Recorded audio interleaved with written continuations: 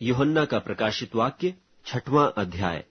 फिर मैंने देखा कि मेमने ने उन 7 मोहरों में से एक को खोला और उन 4 प्राणियों में से एक का गर्ज का सा शब्द सुना कि आ।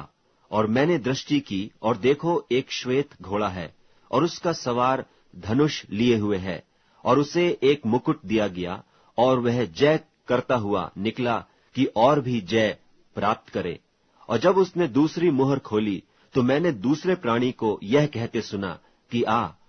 फिर एक और घोड़ा निकला जो लाल रंग का था। उसके सवार को यह अधिकार दिया गया कि पृथ्वी पर से मेल उठा ले ताकि लोग एक दूसरे को वध करें, और उसे एक बड़ी तलवार दी गई। और जब उसने तीसरी मुहर खोली तो मैंने तीसरे प्राणी को यह कहते सुना कि आ।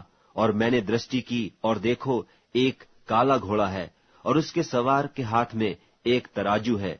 और मैंने उन 4 प्राणियों के बीच में से एक शब्द यह कहते सुना कि दिनार का सेर भर गेहूं और दिनार का 3 सेर जव और तेल और दाखरस की हानि न करना। और जब उसने चौथी मुहर खोली तो मैंने चौथे प्राणी का शब्द यह कहते सुना कि आ। और मैंने दृष्टि की और देखो एक पीला सा घोड़ा है और उसके सवार का नाम मृत्यु है, और अधोलोक उसके पीछे पीछे है। और उन्हें पृथ्वी की 1/4 पर यह अधिकार दिया गया कि तलवार और अकाल और मरी और पृथ्वी के वन पशुओं के द्वारा लोगों को मार डालें।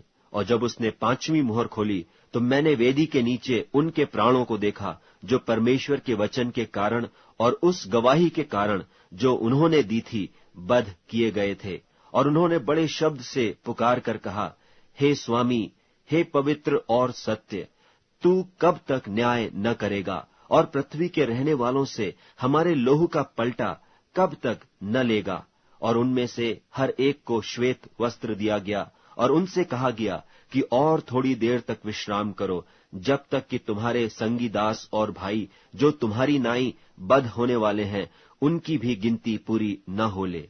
और जब उसने 6वीं मुहर खोली तो मैंने देखा कि एक बड़ा भूइंडोल हुआ और सूर्य कम्मल की नाई काला और पूरा चंद्रमा लोहू का सा हो गया।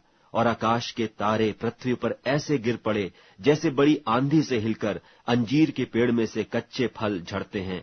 और आकाश ऐसा सरक गया जैसा पत्र लपेटने से सरक जाता है, और हर एक पहाड़ और टापू अपने अपने स्थान से टल गया। और पृथ्वी के राजा और प्रधान और सरदार और धनवान और सामर्थी लोग और हर एक दास और हर एक स्वतंत्र पहाड़ों की खोहों में और चट्टानों में जा छिपे, और पहाड़ों और चट्टानों से कहने लगे कि हम पर गिर पड़ो और हमें उसके मुंह से जो सिंहासन पर बैठा है और मेमने के प्रकोप से छिपा लो, क्योंकि उनके प्रकोप का भयानक दिन आ पहुंचा है। अब कौन ठहर सकता है?